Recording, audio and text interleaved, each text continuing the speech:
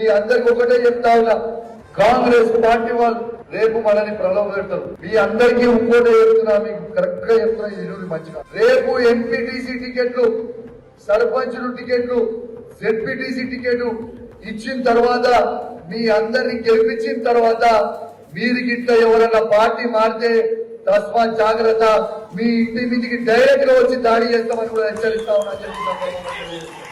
అది ఎవరైనా కానీ నాకు అవసరం లేదు, ఎవరైనా కానీ. ఎందుకంటే ఆ ఎంపీటీసీ టికెట్, సర్పంచ్ టికెట్ ఇచ్చి నువ్వు గెలిస్తే అది నీ గొప్పతనం కాదు, అది ప్రతి టీఆర్ఎస్ పార్టీ కార్యకర్త కష్టం అనేది మీరు మర్చిపోకూడదని చెప్పి అది టీఆర్ఎస్ పార్టీ కార్యకర్త కష్టం. కేసీఆర్ గారి జెండా పవర్, అది కేసీఆర్ గారు చేయబట్టే మనందరం గెలుస్తున్నాం. కానీ అమ్మతోనే చెప్తున్నా, మజాకాడతలేను.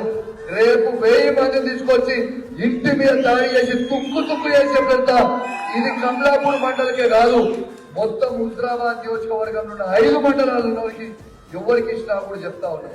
ఇలా కొంతమంది దొంగలు ఎమ్మెల్యేలు అమ్ముడు పోతే ఆ ఎమ్మెల్యేనే ఇచ్చి పెట్టలే, మొత్తం మంత్రుల ముంగట అరే నువ్వు దొంగలున్నావురా నా కొడుక అని చెప్పిన ఆ రోజు నిలదీసిన ఓ ఎమ్మెల్యేనే ఇచ్చి పెట్టలేదంటే ఇక మీ ఎంపీటీసీ, జెడ్పీటీసీ, సర్పంచ్ పరిస్థితి ఆలోచన.